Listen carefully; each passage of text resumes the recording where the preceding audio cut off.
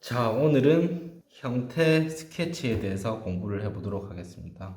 자, 그림을 그리는 데 있어가지고 형태는 세상 중요하다고 생각을 해요. 그림의 시작점도 형태이고 앞으로 배워나갈 그림에서 가장 큰 비중을 차지하는 게 아닌가라는 생각도 듭니다. 자, 형태를 잘 그리기 위해서는 사람마다도 여러 가지 방법이 있고 자기한테 잘 맞는 부분도 있고 그럴 수 있는데 학생들을 가르쳐 봤을 때 보편적으로 이렇게 진행을 하는 게 유리하더라 라는 것 정도이니까 참고를 하시면 될 것 같고요.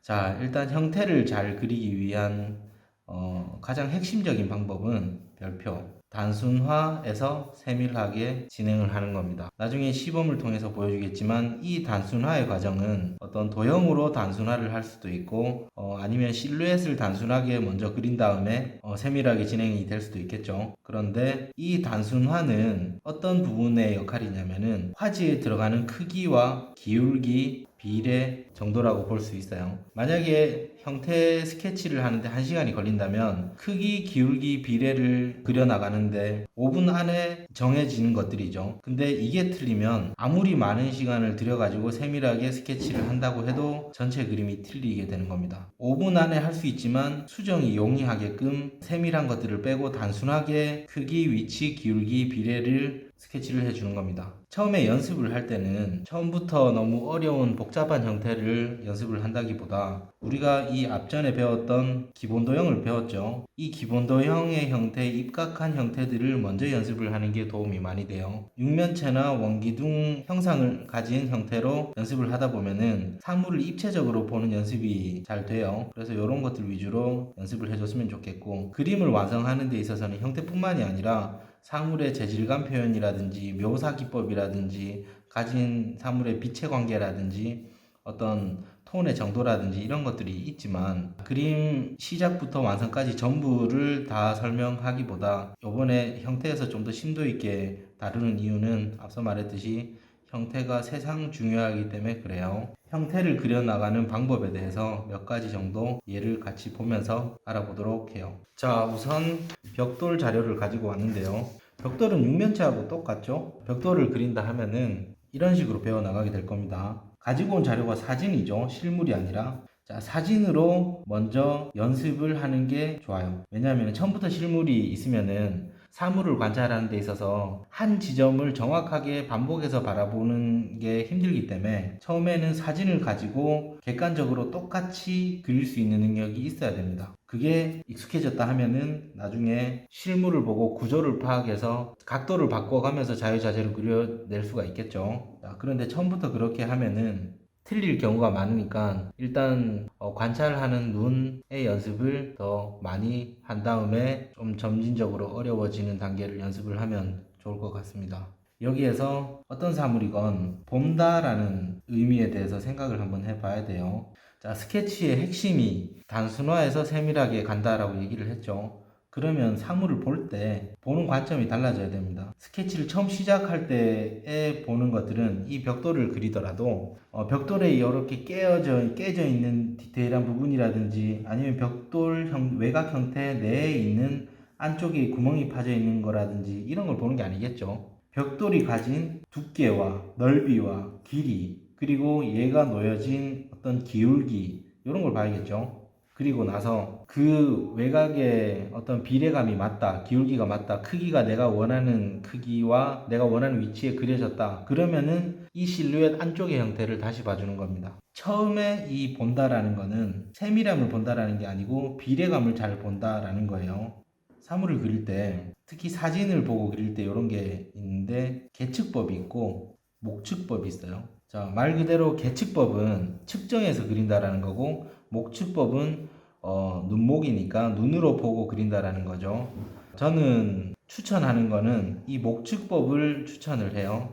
사물을 번갈아 가면서 내가 그린 그림과 내가 그릴 대상과 번갈아 가면서 눈알을 왔다 갔다 해야겠죠. 내가 보는 것들이 이 흰 종이에 잘 옮겨졌는지를 비교를 계속 하는 거예요. 그래서 틀린 부분을 찾고 조금씩 수정해 나가는 게 이런 목측법인데, 만약에 이게 힘들다면, 자, 이게 나의 종이인데 여기에서 사물이 이렇게 있다면은 수평선 몇 개 그리고 수직선 몇 개 그리고 이 비례감으로 똑같이 여기다가 수평선 몇 개 그리고 수직선 몇 개 그리고 하고 이 한 작은 칸 하나 이 픽셀만 보는 겁니다. 자, 여기에서 이쪽 벽의 오른쪽에서 중간 밑에서 시작을 해서 아래쪽에 뭐 왼쪽 요 정도에서 지나가고 그 다음 칸에서는 요 다음 칸의 중간 정도에서 올라가서 이쪽에서 지나가고 자, 요렇게 한 칸 한 칸 보는 거죠. 만약에 이 목측법이 힘들다 그러면은 이 계측법으로 연습을 하고 다시 목측법으로 넘어오는 과정이 필요합니다. 이게 정확성이 되게 좋아요. 그래서 인물화 그릴 때, 담게 그릴 때 이런 계측법을 많이 쓰는데 그 인물화에서는 그냥 사람을 그리는 것들은 뭐 어떻게 보면 어렵지 않지만 담는다라는 거는 아주 작은 차이 때문에 이미지가 달라질 수도 있어요. 그래서 되게 많은 정확성을 요구하는데 이 계측법은 그런 정확성을 많이 요하는 데는 필요하지만 우리가 입시 그림을 배워가는 기초 과정이잖아요. 근데 시간이 존재하고 빨리빨리 그림을 그려야 되고 그리고 현재의 기초 디자인이라는 거는 이미지 출제가 실물이기도 하고 사진이기도 하지만 보여지는 대상을 그대로 표현하는 게 아니라 그 가진 사물을 가지고 연출을 해주기도 하고 시점을 바꿔주기도 하고 크기를 바꿔주기도 하고 그렇게 자유자재로 그릴 수 있는 능력이 좀 필요해요. 그래서 어떤 순발력을 위해서라도 계측법보다 목측법으로 넘어가야 되는 거죠. 그리고 앞으로 좀 더 배우겠지만 사물을 가능한 도형화를 시켜가지고 그림을 그릴 겁니다. 이 도형화를 시킨다라는 것 자체가 사물이 가진 구조적 특징을 파악하고 그린다라는 건데 어떤 사진의 외곽의 형상만을 따라서 그리는 것보다 훨씬 더 어렵다고 할 수 있어요. 시점을 바꾸고 방향을 바꾸고 이 사물이 가진 기능에 따라서 형태를 자유자재로 예를 들어서 가위를 폈다가 오므렸다가 벤치를 폈다가 오므렸다가 그럴 수 있죠. 그렇게 변형시킬 때 자유자재로 하려면 얘가 가진 두께와 길이에 대한 비례라든지 꺾여지는 정도라든지 이런 것들을 그런 구조들을 파악하고 그림을 그려야 틀려 보이지 않는 그림이 그려지게 돼요. 근데 처음부터 그렇게 그릴 수 없으니까 사진을 가지고 대상이 고정되어 있는 사진을 가지고 똑같이 그려보는 연습이 우선되어야 됩니다. 만약에 이 사진을 보고 똑같이 그리는 것도 힘들다 하면은 선을 긋든 어떤 기준선을 긋든 네모를 긋든 자기가 형태를 좀 더 쉽게 잡을 수 있는 어떤 방법을 택해서 사진과 똑같이 그리고 그게 익숙해졌다 그러면은 거기에서 머물지 말고 발전된 형태 스케치 방식으로 넘어가야 되는 거죠. 자, 지금 가져온 소재는 정육면체를 그렸던 것과 크게 다르지 않죠. 그래서 쉽습니다. 스케치를 할 때 조심해야 되는 부분이 있어요. 지금의 스케치는 자, 단순하게 그린다는 거는 가볍게 쉽게 그릴 수 있다라는 거고 또 그만큼 쉽게 고칠 수도 있다라는 거예요. 쉽게 고치려면은 선이 연해져야 됩니다.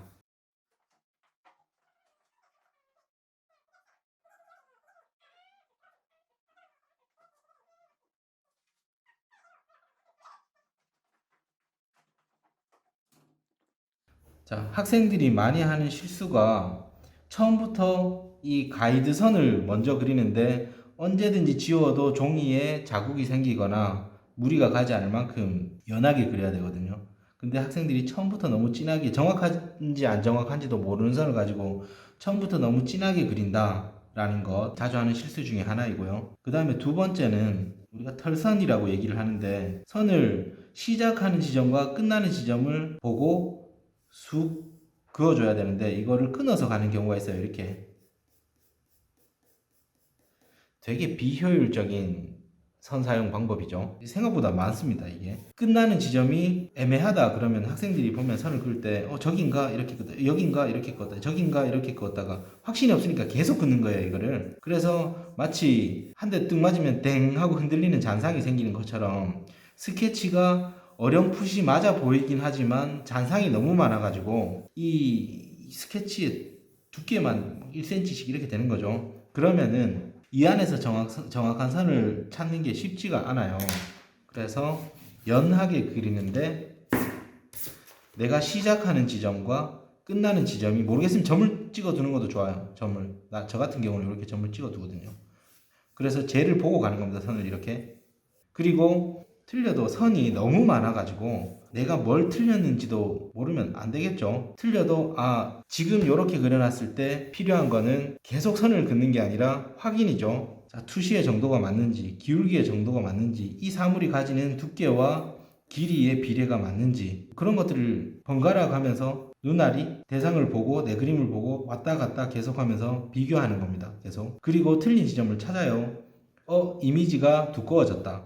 그러면 어떻게 고칠까? 위를 내릴까? 밑을 올릴까?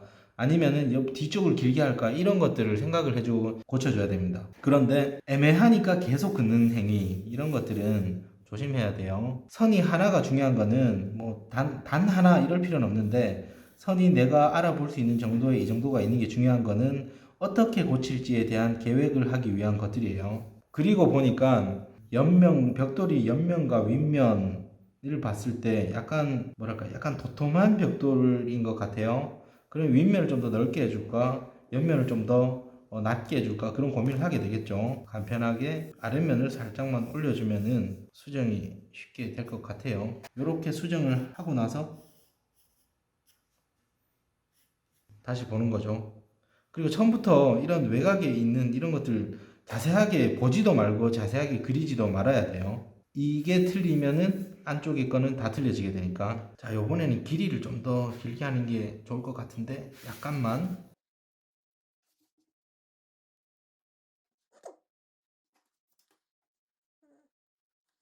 자, 어느 정도 맞는 것 같다. 그러면은 이게 여기에서 약간의 저런 게 좀 필요합니다. 귀찮지만, 그거 세밀하게 안 보이지만 자주 보고 지금 시점에서 다음 단계로 넘어가면은 이 안쪽의 형태를 잡아 들어갈 건데, 지금 틀리면은 안쪽의 형태 잡았는 것까지 다 틀리게 돼요. 그래서 조금 끈기를 가지고 관찰을 좀 더 세밀하게 해봐요. 이런 기울기라든지 뭐 이 면이 보이는 면적이라든지 윗면에 보여지는 면적이라든지 자기 나름대로 맞다라고 생각이 되면은 다음 과정을 진행을 하는데요. 자, 이 과정에서는 스스로 조금 탐구를 해보는 게 필요할 것 같아요. 조금 그려놓고 선생님 맞아요, 조금 그려놓고 선생님 맞아요, 이렇게 하면은 본인이 판단하고 본인이 수정할 수 있는 능력이 안 생기겠죠. 그래서 이런 부분에서는 스스로가 이게 맞나? 좀 더 옮기는 게 맞나? 그런 고민스러움이 필요해요. 그리고 스스로가 이 정도면 맞는 것 같아 라고 확신을 가지고 해보는데, 그래도 나중에 좀 더 발견을 할 수 있겠죠. 틀린 부분이. 그런 식으로 해야 늘어갑니다. 그런 실수하는 부분들이 있고 이때 좀 더 잘할 걸, 이런 식으로 느껴봐야 늘어갑니다. 나중에 선생님한테 의존하면 이거 선생님이 맞다 그랬는데요, 본인이 책임을 안 지려고 하지만 그만큼 실력도 안 늘게 되는 거예요. 이런 부분에서는 비교 많이 하고 맞다라는 확신이 생기면 중간에 구멍을 스케치를 할 텐데요. 단순화해서 세밀화로 넘어가는데, 이 세밀화를 넘어가는 단계가 화토장 뒤집듯이 완전 단순한 상태에서 완전 세밀한 게 아니겠죠. 그러면은 지금의 단순화는 종이 전체에서 얘가 가지는 어떤 기울기, 크기, 비례 이런 것들이었다면은, 자, 안쪽에 있는 벽돌에 구멍을 뚫을 때 구멍을 처음부터 세밀하게 그리는 게 아니라 먼저 있어줘야 될 과정이, 여기에서도 단순해서 세밀화가 있겠죠. 이 벽돌 윗면에서 구멍이 뚫려 있는데 이 구멍이 뚫려 있는 위치와 크기가 먼저 나와야 됩니다. 그러면은 처음부터 타원형을 열심히 그려내는 게 아니라 위치 체크부터 해 들어가겠죠. 투시가 들어가 있으니까 뒤로 갈수록 간격이 조금씩 좁아집니다. 요 간격, 요 간격, 요 간격, 요 간격. 점진적으로 구멍이 3개니까 이렇게 되겠죠. 요런 과정을 위치 체크를 맞게 해놓고 타원형을 보면은 타원형 주변에 깨지기도 하고 부서지기도 하고 그렇죠. 그렇게 세밀하게 안 보는 거예요. 처음부터 타원형을 먼저 그리는 거예요. 이런 부분이 안 틀리게 하기 위해서 구조적으로 그리는 게 좋아요. 자, 벽돌이 만약에 투명한 물체다. 그러면 안쪽 면을 그려볼까요? 뒤쪽 면. 투시에 맞춰서 이거는 바깥에 보여지는 형태선이고 이거는 안쪽에 보여지는 점선인데 편의상 이렇게 직선으로 그었어요. 자, 구멍을 뚫었는데 이 윗면의 구멍의 기울기가 되게 중요합니다.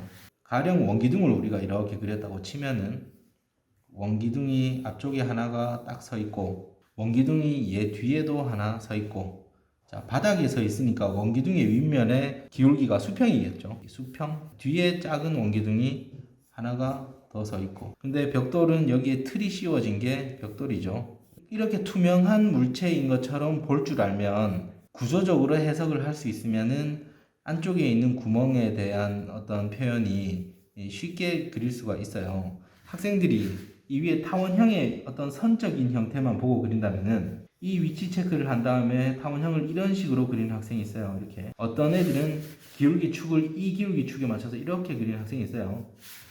다 틀린 겁니다. 자, 기울기가 이런 식으로 같다라는 거는 안쪽에 구멍이 수직으로 돼서 이렇게 구멍이 뚫려 있다라는 느낌이 들게 됩니다. 자, 구멍이 삐딱하게 뚫려 있죠. 이 기울기로 타원형을 그리면은 안쪽에 구멍이 이 방향으로 직각이니까 뚫려 있다라는 구멍의 기울기가 됩니다. 벽돌이 바닥에 그대로 놓여져 있다라는 것은 안쪽에 구멍이 원기둥이라고 생각할 때 바닥에 그대로 놓여져 있다라는 거예요. 그러면은 이 윗면에 위치 체크를 하고 이 윗면을 그려줄 때는 수평이 되어야겠죠. 수평. 구멍의 크기를 체크하고 수평선을 긋고 수직선을 긋고 이 수직선은 벽돌이 놓여져 있는 이 투시 관계하고 똑같이 가져야 되겠죠. 벽돌 구멍의 가로 넓이와 시작하는 지점이 이렇게 나왔어요. 여기에서 시점에 따라서 구멍의 크기를 맞춰줘야 됩니다. 이 네모의 윗면, 이 벽돌의 윗면에 보여지는 면적과 이 동그라미의 인 형태가 벽돌 윗면과 같은 기울기로 놓여져 있는 이 윗면 타원형의 크기, 이거를 맞춰주는 게 필요해요. 자, 좀 더 쉽게 하려면 네모칸을 그리면 되죠. 이렇게 이 형태에 따라서 네모칸을 그리면 되죠. 이렇게 네모칸을 그릴 때 이 네모칸은 정사각형의 형태가 이 벽돌 윗면의 투시점에 맞춰서 놓여 있고 거기에 중심선들을 긋고 타원형이 들어가는 형태가 되겠습니다. 이러면은 이렇게 그려주면은 벽돌의 윗면의 크기와 맞는 기울기인 타원형이 생기게 되겠죠. 이 과정을 가능한 생략을 하고 감으로 그릴 수 있는 능력이 있었으면 좋겠어요. 만약에 힘들다 그러면은 이런 사각형까지 그리고 이 안에 들어올 수 있는 타원형을 그리고, 만약에 이게 없이도 그릴 수 있다 그러면은 간편하게 원기둥이 어느 방향으로 향하는지 정도만 파악하고 중심선을 긋고 그 다음에 타원형의 윗면이 보여지는 정도와 이 벽돌의 윗면에 보여지는 정도를 어울리게끔 이렇게 그리면 간편하게 그릴 수 있어요. 모든 부분의 타원형을 그릴 때 이렇게 네모를 다 그릴 수는 없으니까, 그릴 수는 있겠지만 시간이 조금 많이 걸릴 수 있으니까 처음부터 이렇게 그린다기보다 이 타원형의 벽 안쪽에 원기둥은 이런 식으로 이 정도의 두께감으로 뚫려 있구나, 이 정도의 기울기로, 이런 식으로 바로 그릴 수 있었으면 좋겠어요. 이런 식으로 스케치를 해 주는 거죠. 안쪽에 원기둥은 이런 식으로 구멍이 뚫려 있게 되겠죠. 그림자도 같이 그려주시고 스케치를 할 때, 자, 이 과정이 나왔다 그러면은 그 다음에 필요한 게, 이 과정 다음에 세밀하게 들어가는 게 아니라 항상 중간에 점검입니다. 점검이 확인이죠. 확인하고 그 다음에 수정이 필요해요. 수정. 선생님, 저는 단순화해서 세밀하게 갔어요. 근데 왜 잘 안 맞죠? 이런 애들이 있어요. 순서는 지켰지만 점검과 확인의 과정이 없으면은 틀리게 되는 겁니다. 그려내는 것보다 확인하면서 비교하고 점검하고 수정하고 이런 것들이 더 중요하다고 생각을 해요. 처음부터 한 방에 누구나 다 스케치를 아주 잘 그리는 사람이 없죠. 누구나 다 조금씩 수정을 하면서 형태가 나아져지는데, 얼마나 많이 비교 관찰하면서 수정을 많이 해본 사람이냐에 따라서 그런 과정들이 점점 줄어들게 되겠죠. 자, 이 형태도 맞다라는 어떤 판단이 서면은 관찰하는데 방해되는 이런 선들을 좀 지워줄게요. 일단은. 자, 이제서야 이게 맞다라는 확신 가정하에 다음 과정이 진행되는 겁니다. 자, 이제서야 얘가 가진 재질에 대한 표현 스케치를 조금 합니다. 섬유 표현을 하게 되면 얘가 가진 색깔도 적벽돌이기 때문에 어느 정도 톤이 올라갈 것이고, 밝음, 중간, 어두움, 양감을 찾아주기 위해서 톤이 올라가면 세밀한 묘사를 했던 게 다 없어질 수는 있지만, 그래도 얘가 가진 특징이라든지 재질감이라든지 이런 것들을 한 번쯤 이렇게 좀 더 관찰한다라는 의미에서 스케치를 하는 게 좋습니다. 그리고 이 스케치를 하면서 내가 강조시켜줄 부분과 생략시켜줄 부분의 어떤 표현 정도, 이런 것도 생각을 할 수 있죠. 공간에 대한 어떤 해석 능력, 이런 것도 키울 수 있고, 나중에 곧 없어지지만 얘가 가진 재질에 대한 분위기를 어느 정도 설정을 해주는 게 보는 연습에 도움이 많이 된다고 생각을 해요. 벽돌이라서 이런 모서리 같은 게 반듯반듯하지 않은 벽돌이네요.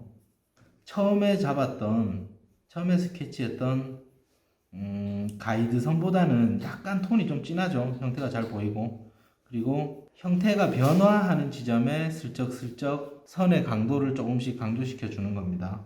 만약에 이게 채색이라면은 좀 더 진한 연필로 스케치를 할 수도 있을 것 같아요. 채색을 할 때는 이 흑연가루가 묻어나니까 진한 스케치를 하고 지우개로 한번 지워주고 그 다음에 물감이 들어가거든요.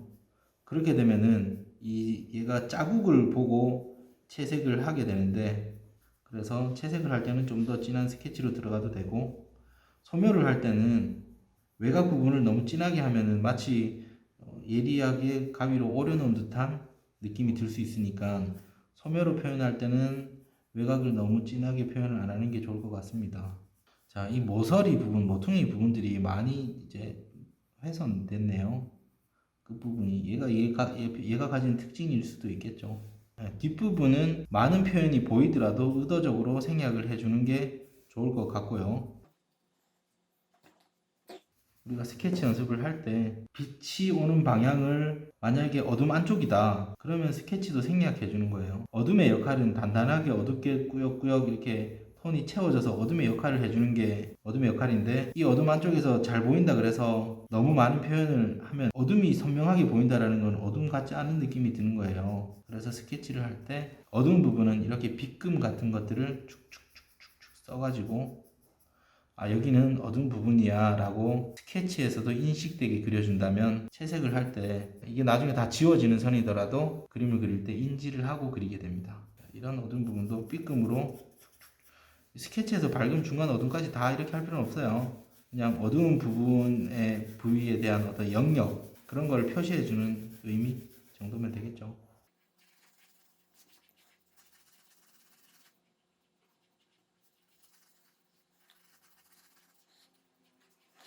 자, 이런 형식으로 일단 스케치를 하면 됩니다. 그리고 표현 방식에 있어서는 면의 활용, 점의 활용, 아니면 선 묘사 뭐 이런 것들이 되게 많은데, 아니면 지우개로 지워가면서 표현한다랄지 이런 것들이 되게 많은데, 실제 수업은 한 장 한 장 완성하면서 배우긴 하지만 이번에 스케치에 대한 것들은 그리는 사물에 따라서 접근하는 방식이 너무나도 다르기 때문에 여러 사물을 스케치를 해보면서 이런 식으로 진행을 하는 게 유리하다라는 걸 좀 충분히 알아본 다음에 영상으로나마 넘어가는 게 좋을 것 같고요. 이 스케치가 도움이 됐다면 짜투리 시간에 다른 연습을 하지 말고 사물을 스케치하는 연습을 좀 많이 했으면 좋겠어요. 만화하는 학생들이라면 인체 드로잉이 많이 되겠죠. 뭔가 어떤 부분을 막 이렇게 열심히 잘 그리는 연습이라기보다 세밀하게 그리는 것보다 이 단순하게 했을 때 이 비례감이 맞는 것, 이게 중요해서 되게 크게도 그려보시고 쬐깐하게도 그려보시고, 주로 크게 그릴수록 그림은 어려워집니다. 작으면 한눈에 들어와서 보기가 쉬워지죠. 그리고 나중에 표현할 때 설명을 할 건데 이런 것들이 있긴 해요. 자, 우리가 그림을 그릴 때 내 눈과 이 대상의 거리는 뭐 한 40cm, 50cm 정도밖에 안 되겠죠. 근데 이거를 평가하는 사람이 내 그림을 보는 위치는 보통 그림 평가할 때 바닥에 깔아놓고 서서 봅니다. 그렇게 되면은 나는 디테일하다고 가까이 너무 화면에 빠질 듯이 가까이 점적인 표현까지 했는데 뒤에서 봤을 때 안 보이면 아무 의미가 없는 거예요. 그래서 내가 앉아서 이렇게 가까이서 그림을 그리고 있지만 간혹 바닥에 깔아놓고 평가자의 위치에서 서서 봤을 때 그게 효과적인지, 아니면은 너무 디테일해서 조금 도움이 안 되는지, 아니면 너무 단순해서 더 세밀하게 해야 될지 정도의 기준을 잡으면 되겠습니다. 그리고 그림을 그릴 때 이런 것들이 있어요. 만약에 병뚜껑 같은 게 있으면은 실제로는 병뚜껑에 돌릴 때 잘 미끄러지지 말라고 되게 가는 오돌도돌한 홈이 있어요. 홈. 이거를 똑같이 그린다고 이렇게 그리면은 서서 보면 이게 하나도 안 보입니다. 실제로 사물을 봐도 흰색 병뚜껑에 흰색 홈으로 파져 있고 이렇잖아요. 까만색 병뚜껑에 약간의 오돌도돌한 홈이 있고 그렇잖아요. 근데 이게 보여지지 않죠. 근데 그림을 그릴 때는 서서 봤을 때 이게 은근슬쩍 보여지게 표현을 하는 거죠. 약간의 간격을 더 많이 줘서. 그래서 이 병뚜껑에 이런 오돌토돌한 게 있구나라고 보는 사람한테 느껴지게 그림을 그려주는 겁니다. 이거는 실제와 다르지만 너무 세밀한 것들은 이렇게 단순화 시켜가지고라도 해줘야 아 얘는 이것까지 관찰을 했네라고 생각하게 되죠. 처음에는 간단하게 벽돌을 했는데요.